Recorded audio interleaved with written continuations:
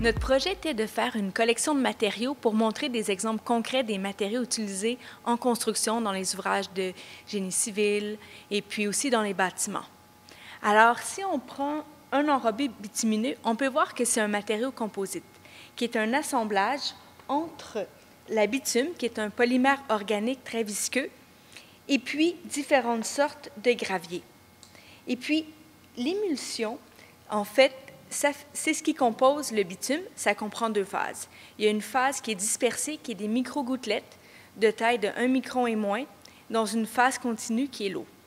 Et puis, ce qu'on sait, c'est que dans notre enrobé, on a par exemple des matériaux qui contiennent du calcaire. Quand on a des granulats faits de calcaire, le calcaire a une charge qui est positive. Et puis, ce qui fait qu'on va avoir besoin d'une émulsion qui va avoir une charge négative afin d'avoir une meilleure adhérence. Donc, l'émulsion qui est négative, c'est une émulsion qui est anionique.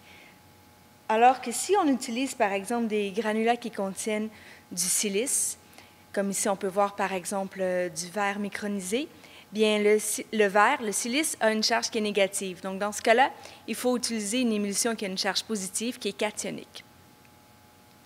Et puis, on voit bien ici la phase qui est le granulat. Et puis, le granulat, on le retrouve aussi dans le béton. Et puis, le béton, il faut comprendre que c'est aussi un matériau composite qui est fait d'un mélange entre le ciment, l'eau, les granulats, et puis on utilise de plus en plus des ajouts cimentaires. Comme ici, on va voir du laitier broyé qui va nous permettre de diminuer l'empreinte de carbone.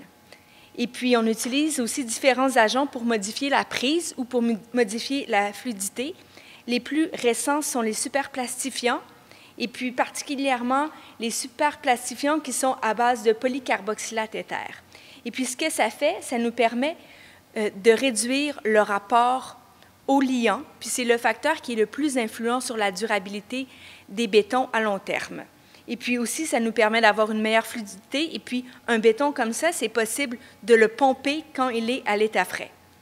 Puis, un autre exemple pertinent de béton, c'est le béton drainant. Le béton drainant, il est très poreux. On peut voir la macroporosité. Et puis, ça nous permet de mieux favoriser l'écoulement de l'eau, évacuer l'eau. Donc, en temps d'inondation, par exemple, ça serait très important pour permettre à ce que les surfaces perméables permettent à l'eau de s'infiltrer dans le sol et de moins ruisseler. Les laitiers sont des sous-produits des centrales de charbon qui sont situées principalement ailleurs au Canada et aux États-Unis. Alors, plus localement, on peut utiliser ce qu'on appellerait plus des scories d'acier. Et puis, c'est utilisé pour des propriétés thermiques de résistance et d'adhésion. Et puis, il serait aussi possible d'utiliser d'autres sous-produits industriels, mais il reste encore de la validation d'ingénierie à faire. Le bois d'ingénierie, c'est un assemblage de bois qui pourrait être de plus faible qualité pour le rendre plus résistant aux changements dimensionnels.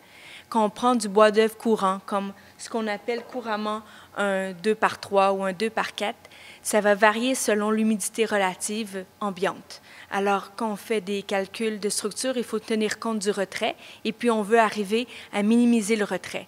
Alors, le bois d'ingénierie, c'est un assemblage de bois qui est comprimé. On utilise des adhésifs et puis des hydrofuges pour le rendre plus résistant à l'eau. Et ça nécessite des procédures manufacturières avancées afin de faire un bois de haute qualité. Et puis, on essaie de prendre pour avantage que le bois est plus fort, il est plus résistant dans le sens des fibres. Donc ça, c'est très important dans le bois d'ingénierie. Alors ici, on voit un exemple de bois à copeaux parallèles. Alors, ce qui est important, c'est de bien orienter les fibres dans le sens où il est le plus résistant. Ça va être aussi dans ce sens-là qu'il va prendre les charges. Et puis, en termes d'autres exemples de bois d'ingénierie, bien, on a le bois de plaquage qui est stratifié. Et puis, on a aussi le bois de long copeaux. Alors, et puis, il y a plusieurs autres produits qui existent pour les différents besoins lors de la construction. Le bois, le principal avantage, c'est que c'est un matériau qui est local. Et puis, on a plusieurs choix de différents produits de bois, mais le plus important, c'est vraiment de réduire les déchets lors de la construction. C'est un point important quand vient le temps d'évaluer les matériaux par la grille LEED, qui est souvent utilisée.